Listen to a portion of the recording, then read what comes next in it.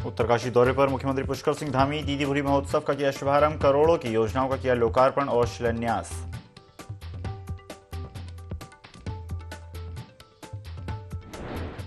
उत्तरकाशी में सीएम धामी का road show, नगर में जुटा जन सैलाब, स्वागत के लिए खड़े लोगों पर सीएम ने की फूलों की वर्षा।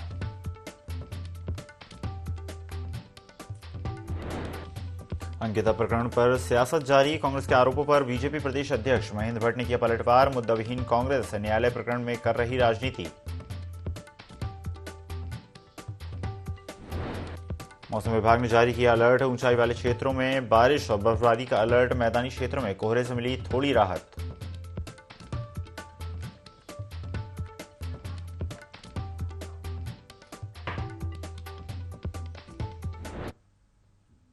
नमस्कार, स्वागत है आपका। इंडी 24 देख रहे हैं आप। मैं हूं आपके साथ ईसा अहमद। उत्तरकाशी में दीदी भूली महोत्सव लगातार जारी है। सीएम पुष्कर सिंह धामी कार्यक्रम में शामिल है। सीधा रुख करेंगे उत्तरकाशी का।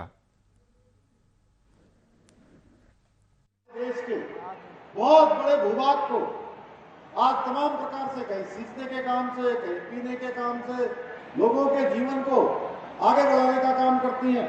पूरी जो अन्नदाता हैं, उन अन्नदाताओं के साथ एक बड़े भूभाग को उपजाऊ बनाने का काम भी ये गंगा और यमुना करती हैं। मैं यहाँ पर आकर स्वयं को बहुत गौरवान्वित महसूस कर रहा हूँ।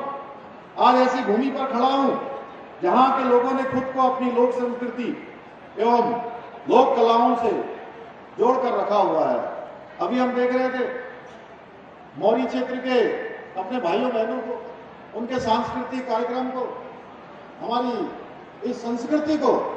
मैं अभिभूत हूं आप सबको यहाँ पर देखकर कि आप संस्कृति से अपनी जो विरासत है, हमारे पूर्वजों की बनाई हुई मान्यताएं हैं, उन सबसे यहाँ जुड़े हुए हैं। आज यहाँ पर उत्तरकाशी जिले के लिए 57 करोड़ 38 लाख रुपए की लागत से विभिन्न योजनाओं का शिलान्यास और 45 करोड़ 37 लाख रुपए की लागत से अनेक योजनाओं का लोकार्पण किया गया है। यह आने वाले समय में हमारे इस उत्तरकाशी जनपद के लिए विकास के क्षेत्र में एक विकास के मील का पत्थर साबित होंगे।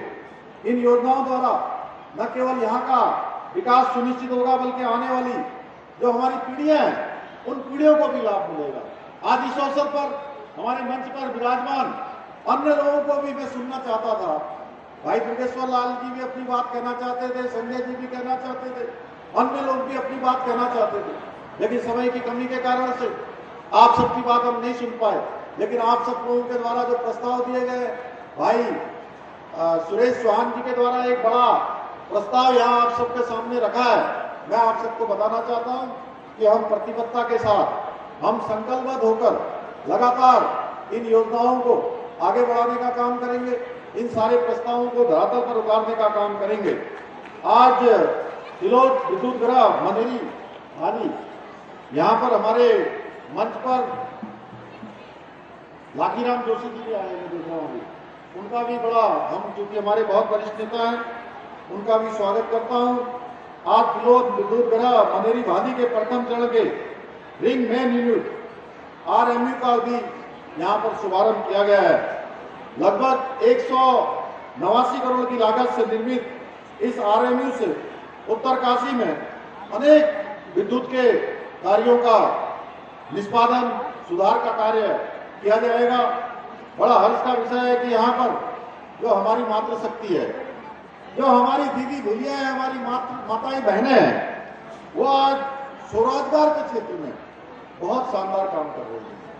और इतना शानदार काम कर रही है कि कई बार मैं कहता हूँ कि हमारी दीदी भूलियों के द्वारा जो उत्पाद बनाए जाते हैं, जो तमाम प्रकार के नए नए चीजों को, वो चाहे हथकरघा के क्षेत्र में हो, चाहे वो आज खाने पीने की चीजें हो, सिलाई बुनाई के क्षेत्र में हो, बच्चों के लिए खिलौने बनाने का काम हो, चाहे रिंगाल से बनाने वाली तमाम प्रकार की जो उत्पाद हैं, उन सभी को हम देखें तो कई बार ऐसा लगता है कि जो बड़ी बड़ी बहुराष्ट्रीय कंपनियां हैं, उन बहुराष्ट्रीय कंपनियों को भी फेल करने का काम कोई करता है। तो हमारी माताओं बहनों के द्वारा जो उत्पाद बनाए जाते हैं, मैं इसके लिए उनको बहुत बधाई देता हूँ। ये जहाँ स्वयं को स्वावलंबी बनाने का काम कर रही है, अन्य जो लोगों को भी अपने साथ स्वरोजगार से जोड़ने का काम कर रही है। नगदी फसलों व सब्जियों के उत्पादन को लेकर रवाई घाटी आज पूरे प्रदेश के लिए एक प्रेरणा का स्रोत बन गया है। खेतीबाड़ी और पशुपालन के जरिए कैसे आजीविका को मजबूत किया जाता है, कैसे सशक्तिकरण किया जाता है, उनकी प्रेरणा यहाँ के लोगों से निश्चित रूप से मिलती है। ये आप सबके द्वारा जो उत्कृष्ट कार्य किए जा रहे हैं, ये केवल यही के लिए नहीं, आने वाले समय में एक आदर्श मॉडल प्रस्तुत करेंगे। ये हमारे राज्य के लिए जो एक बेस्ट प्रैक्टिस होती है, वो बेस्ट प्रैक्टिस अन्य प्रदेशों के लिए भी, अन्य स्थानों के लिए भी एक मॉडल का काम करेंगे। आने वाले समय में प्रेरणा का काम करेंगे। पशुपालन के क्षेत्र में उत्तरकाशी जिला अग्रणी जिलों में से एक है, जहां दुग्ध उत्पादन में भी लगातार बढ़ोतरी हो रही है। इसके साथ साथ अभी national one district one product award में देश भर के जिलों के बीच कृषि के क्षेत्र में उत्तरकाशी को दूसरा स्थान प्राप्त हुआ। मैं इसके लिए भी आप सबको बधाई देना चाहता हूं।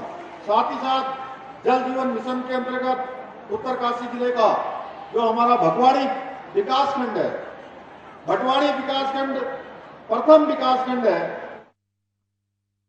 उत्तरकाशी से सीएम पुष्कर सिंह धामी को आप सुन रहे थे। बढ़ते हैं खबरों में आगे। उत्तरकाशी में मुख्यमंत्री पुष्कर सिंह धामी ने रोड शो किया, जिसमें बड़ी संख्या में लोग शामिल हुए। रोड शो में प्रभारी मंत्री प्रेमचंद्र अग्रवाल, गंगोत्री के विधायक सुरेश चौहान, यमुनोत्री संजय डोभाल और पुरोला विधानसभा के विधायक दुर्गेश लाल मौजूद रहे।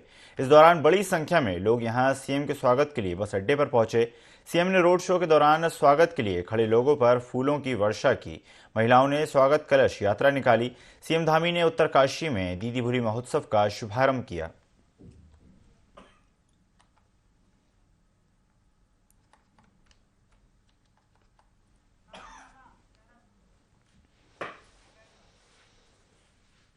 बाईस जनवरी को अयोध्या में होने वाले रामलला के प्राण प्रतिष्ठा कार्यक्रम को लेकर तैयारियां जोरों पर हैं। जहां केंद्र सरकार के साथ ही राज्य सरकार भव्य तैयारियों में जुटी है, तो वहीं रामलला के दर्शन को लेकर लोगों में भी जबरदस्त उत्साह देखने को मिल रहा है। रामलला की प्राण प्रतिष्ठा को लेकर मुख्यमंत्री पुष्कर सिंह धामी ने कहा कि रामलला विराजमान हो रहे हैं, सब जगह राममय हो गई हैं। सीएम पुष्कर सिंह धामी ने देश और प्रदेशवासियों को शुभकामनाएं देते हुए जय श्री राम के उद्घोष के साथ सभी पर राम कृपा बने रहने की कामना की।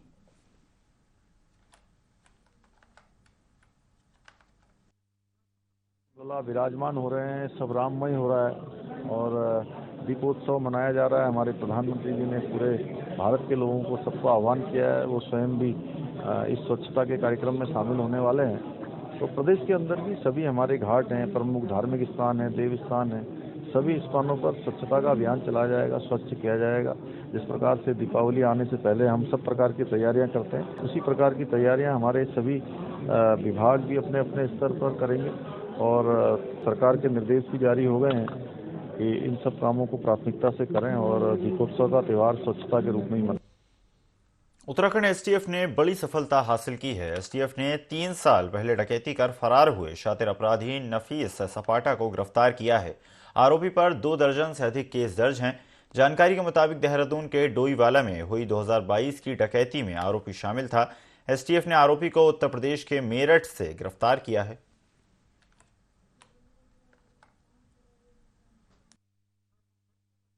इसमें डोईवाला देहरादून क्षेत्र में एक बड़ी डकैती की घटना हुई थी, जिसमें कि पूर्व में डिस्ट्रिक्ट पुलिस के द्वारा 8 अभियुक्तों को गिरफ्तार किया गया था। इसमें से 2 अभियुक्त जो थे वो लगातार फरार चल रहे थे पिछले लगभग 1.5 साल से, और इन दोनों के ऊपर पुलिस मुख्यालय द्वारा 2 लाख रुपए का इनाम किया गया था। इनमें से एक अभियुक्त ने कुछ समय पूर्व माननीय न्यायालय में आत्मसमर्पण कर दिया था, लेकिन दूसरा अभियुक्त लगातार फरार चल रहा था। हमारी एसटीएफ की टीम को सफलता मिली है और हमने उसको मेरठ से गिरफ्तार किया। प्रदेश के लक्सर में भारतीय कश्यप एकता मंच के राष्ट्रीय अध्यक्ष मिंटू कश्यप ने युवराज पैलेस में कश्यप समाज की मांगों को लेकर एक कार्यक्रम का आयोजन किया, जिसमें उन्होंने कहा कि कश्यप समाज के लोगों को राजनीतिक भागीदारी से वंचित रखा जाता है, इसलिए हमारे कश्यप समाज के लोगों को राजनीतिक हिस्सेदारी मिलनी चाहिए। कश्यप समाज हमेशा से भारतीय जनता पार्टी को वोट देता आया है, लेकिन उसके बाद भी समाज की उपेक्षा की जा रही है, इसलिए सरकार हमारी मांगों को प्राथमिकता के आधार पर हल करे।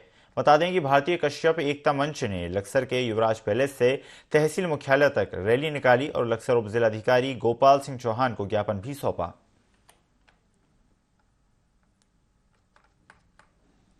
इन्होंने पहले भी हम समाज का वोट हमने सरकार को दिया है। अगर आगे से अगर वोट नहीं देंगे हम लोग, ठीक है, तो हम कोई भी सरकार लाने का काम नहीं करेंगे। अगर इस ज्ञापन पे हमारी सरकार जो है कार्य नहीं करती है तो हम दोबारा कंटिन्यू अपना करते रहेंगे और प्रोग्राम करेंगे और सड़कों पे उतरने का काम करेंगे। सरकार से हमें दोबारा वो मांग करेंगे, अगर वो नहीं सुनती है फिर हम तिबारा करेंगे और कंटिन्यू करते रहेंगे। हमारी मांग पहली तो महर्षि कश्यप जयंती की थी। जब सभी महापुरुषों की जी बनाई जाती है तो हमारे महापुरुषों की जयंती क्यों नहीं बनाई जाती? 5 अप्रैल महर्षि कश्यप जी की जयंती का सार्वजनिक अवकाश घोषित किया जाए, प्लस हमारे कश्यप समाज की जातिगत जनगणना की जाए, प्लस हमारे समाज को राजनीतिक हिस्सेदारी दी जाए। जनपद उत्तरकाशी में सूखी ठंड का प्रचंड कहर देखने को मिल रहा है, जिसमें नदी, झरने, झील जम चुके हैं और स्थानीय लोग अलाव का सहारा ले रहे हैं। दिसंबर से अब तक बारिश बर्फबारी न होने से हालात ये हैं कि इन क्षेत्रों में हर दिन तापमान गिरता जा रहा है। थराली के निकट 7 क्षेत्र के ताल के भी अधिकांश हिस्से जम चुके हैं। वहीं प्रशासन शहर में अलाव की व्यवस्था बनाए रखने की बात कर रहा है।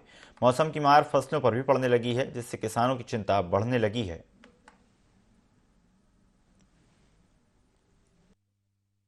तैयारियों को लेकर जनपद स्तर पर बैठक की गई है और साथ ही साथ संबंधित सभी विभागों को निर्देश दिए गए हैं कि वे शीतलहर से संबंधित सभी व्यवस्थाएं ससमय पूर्ण कर लें।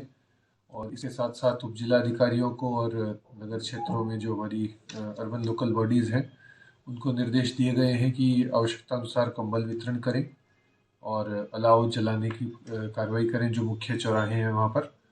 और इसके लिए उनको आवश्यक धनराशि भी दी गई है और यदि कहीं ऐसी कोई इसमें कमी पाई जाएगी तो उसको भी ठीक किया।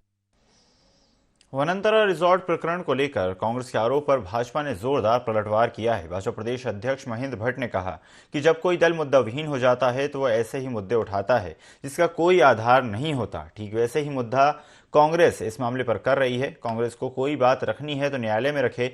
सार्वजनिक रूप से अनर्गल बयानबाजी कर कांग्रेस का क्या संदेश है?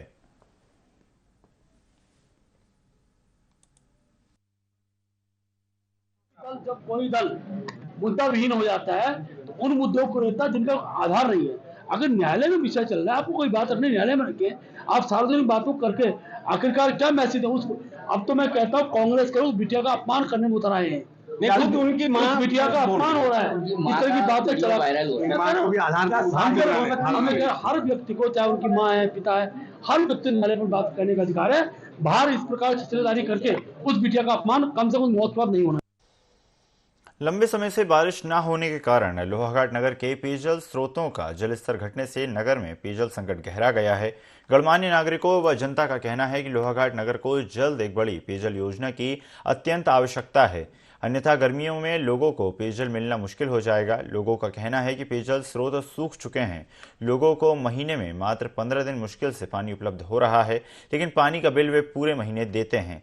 लोगों का कहना है कि पेयजल समस्या का सरयू लिफ्ट पेयजल योजना ही एकमात्र समाधान है, जिस पर जल्द कार्य होना चाहिए।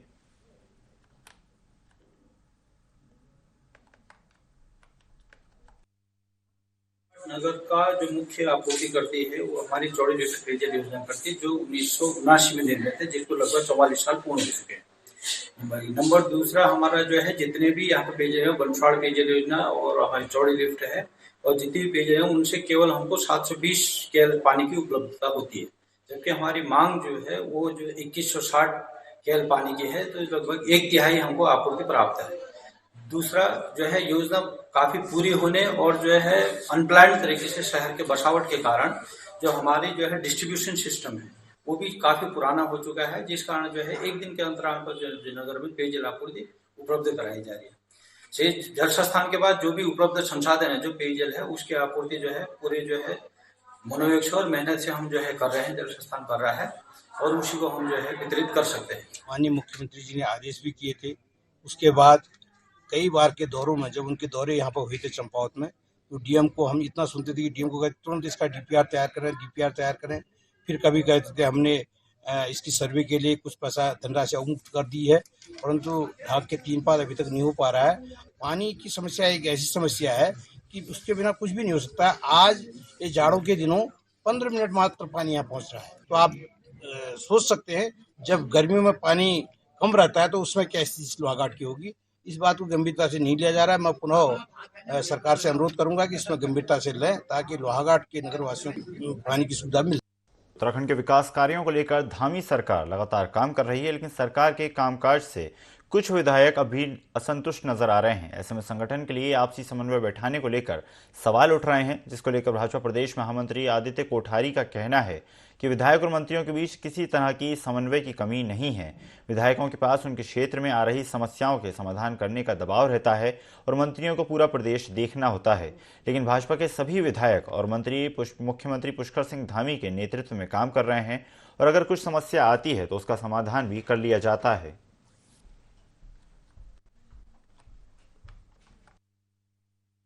विधायकों के बीच में और मान्य मंत्रीगण के बीच में किसी तरह की समन्वय की कोई कमी की बात नहीं है। विधायकों के ऊपर उनके क्षेत्र में बहुत सारे विषय होते हैं, बहुत सारी समस्याएं होती हैं, उनको समाधान करने का दबाव रहता है। जबकि मान्य मंत्रियों के ऊपर ये दबाव रहता है कि उनको पूरा प्रदेश देखना होता है, बहुत सारे नियम देखने होते हैं, कायदे कानून देखने होते हैं। लेकिन भारतीय जनता पार्टी के सभी विधायक, सभी मान्य मंत्रीगण माननीय मुख्यमंत्री जी के नेतृत्व में बहुत बेहतर तालमेल के साथ में काम कर रहे हैं। अगर कहीं पर कोई छोटी मोटी बात आती है जो कि स्वाभाविक है। लालकुआ के निकटवर्ती क्षेत्र इंडियन ऑयल डिपो के पास रेल पटरी पर एक युवक का कटा हुआ शव मिला। पुलिस ने मौके पर पहुंचकर शव की शिनाख्ती की और मामले की जांच शुरू कर दी। नैनीताल के एसएसपी प्रहलाद नारायण मीणा ने बताया कि रात में गुजरने वाली रेलगाड़ी की चपेट में आने से युवक की मौत हुई।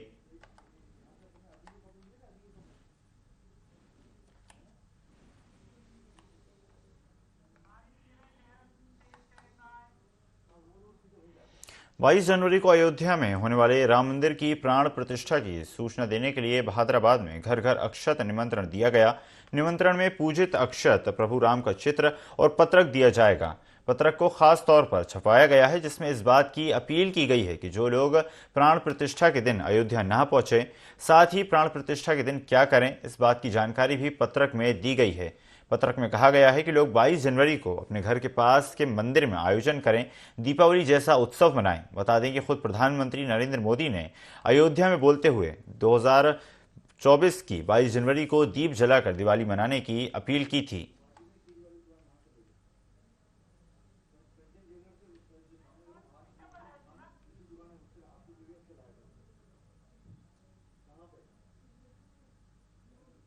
श्री राम जन्मभूमि के अंदर प्रतीक्षित रामलला मंदिर का निर्माण हुआ है और श्री रामलीला वहाँ विराजमान हुए हैं। उसके निमंत्रण के लिए समस्त भारतवर्ष में यह एक अभियान चलाया गया है कि हम प्रत्येक घर में जाकर यह एक श्री राम का चित्र जो वहाँ मंदिर का निर्माण हुआ है और यह एक निमंत्रण पत्र और अयोध्या में पूजित अक्षतों के सहित आज हम अब प्रत्येक घर में, प्रत्येक भारत के प्रत्येक घर में जा रहे हैं। एक समिति बनाई गई है जो कि प्रत्येक परिवार में निमंत्रण देगी। अयोध्या में हमारी दीपावली मनाई जाएगी, प्रत्येक घर में भी दिए जलाए जाएंगे, लाइट की जाएंगी, शोभा यात्रा निकाली जाएंगी और प्रत्येक धार्मिक स्थलों पर भव्य और सुंदर कार्यक्रम होंगे।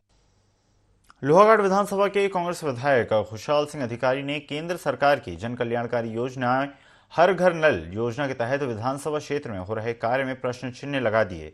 विधायक अधिकारी ने कहा कि सरकार योजना के लिए पूरा पैसा दे रही है, लेकिन संबंधित अधिकारियों ने योजना में घोर लापरवाही की है।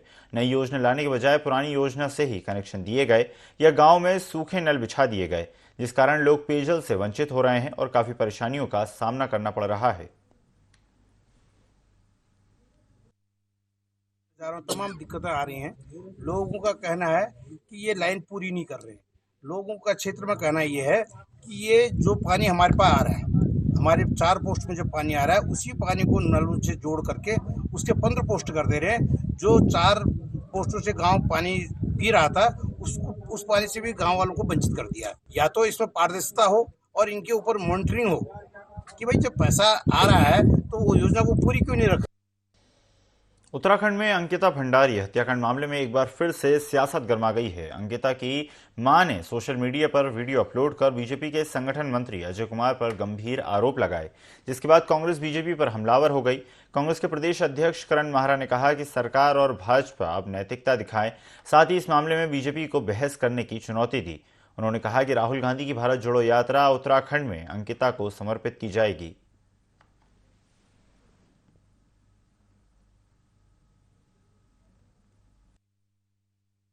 मैंने अंकिता भंडारी की मदर का एक वीडियो वायरल हुआ था और उनके पिता ने एक चिट्ठी लिखी है आज, जिसमें उन्होंने बीजेपी के एक बड़े नेता के ऊपर आरोप लगाया है कि वीआईपी वही है। और हमने ये मांग की है कल, क्योंकि मुख्यमंत्री ने कांग्रेस को चैलेंज किया था, नैतिक साहस की बात कही थी। मैं अब उनसे नैतिक साहस की बात कर रहा हूँ। भारत जोड़ो न्याय यात्रा के समर्थन में अंकिता भंडारी को न्याय दिलाने के लिए हर जिले, हर ब्लॉक में, हर विधानसभा में अपनी पद यात्राएं निकालेंगे अपने नेताओं के, अपने अध्यक्षों के नेतृत्व में, और अंकिता के पिता की कही हुई बात को जन जन तक पहुंचाने का काम करेंगे। लोकसभा चुनाव के लिए भाजपा ने तैयारियां शुरू कर दी हैं। इसी क्रम में चंपावत जिले में भाजपा जिला महामंत्री मुकेश कलखुड़िया और ओबीसी मोर्चा प्रदेश उपाध्यक्ष गोविंद वर्मा के नेतृत्व में भाजपा कार्यकर्ताओं ने अब की बार 400 पार अभियान की शुरुआत की। साथ ही लोगों से जनसंपर्क करते हुए भाजपा और प्रधानमंत्री नरेंद्र मोदी के नेतृत्व में देश की उपलब्धियों को गिनवाया और कहा कि उत्तराखंड में मुख्यमंत्री पुष्कर सिंह धामी के नेतृत्व में भाजपा सभी लोकसभा सीट जीतेगी।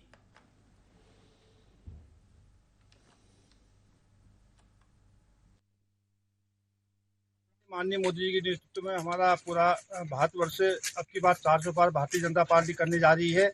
और मैं सभी देव तुल्य कार्यकर्ताओं को धन्यवाद देना चाहूँगा, जिस प्रकार आप पूरी हमारी राज्य सरकार और केंद्र सरकार की स्कीमें हैं, जो अंतिम छोर पर बैठा व्यक्ति है उससे पहुँचाने का प्रयास कर रहे हैं। और ऐसे ही निरंतर आगे को भी प्रयास करते रहें, जिससे कि हमारी 400 पार की जो अवधारणा है, जो लोगों का आंकलन है और माननीय मोदी जी का आंकलन है, 400 पार करके रहेंगे, पक्का करके रहेंगे, ये विश्वास दिलाता हूँ। लेखन जो कार्यक्रम है पूरे देश के अंदर हमारी तीसरी बार सरकार बनने जा रही है।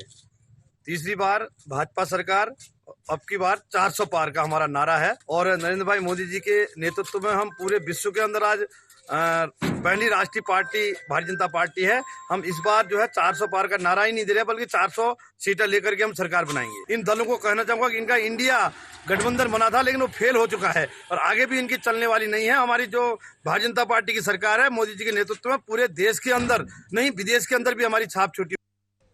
स्वामी विवेकानंद राजकीय स्नातकोत्तर महाविद्यालय लोहाघाट की NCC cadet sergeant Babita Rawat का चयन 26 जनवरी को दिल्ली में होने वाली गणतंत्र दिवस परेड के लिए हुआ है। वहीं बबीता के गणतंत्र दिवस परेड में शामिल होने पर उनके घर में खुशी का माहौल है। बबीता के पिता ने कहा कि उन्हें अपनी बेटी पर काफ़ी गर्व है। लोहाघाट ब्लॉक के दूरस्थ लोजनी क्षेत्र से आते हैं, जहां सड़क की सुविधा तक नहीं है। उस क्षेत्र से निकलकर उनकी बेटी गणतंत्र दिवस परेड में हिस्सा ले पाई, जिसको लेकर पूरे क्षेत्र में काफ़ी ज़्यादा खुशी का माहौल है। वहीं महाविद्यालय के प्राचार्य प्रोफेसर ने इसे महत्वपूर्ण उपलब्धि बताया।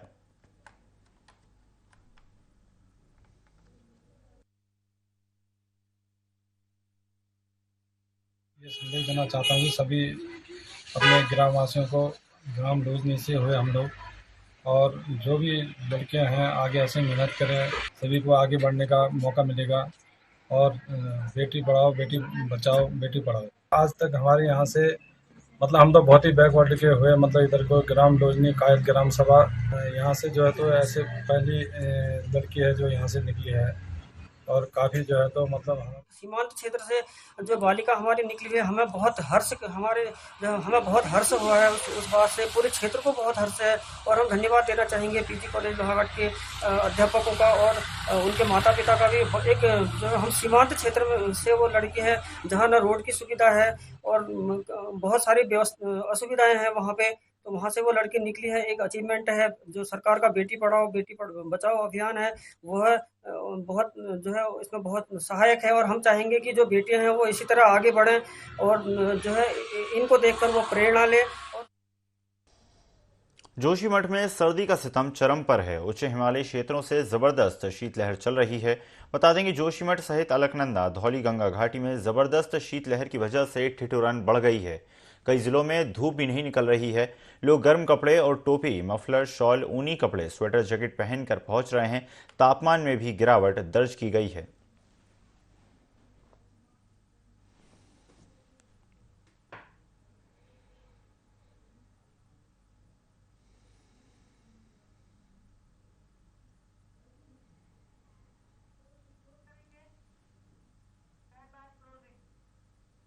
इस बुलेटिन में फिलहाल इतना ही। खबरों का सिलसिला लगातार जारी है। बने रहिए IND24 के साथ। नमस्कार।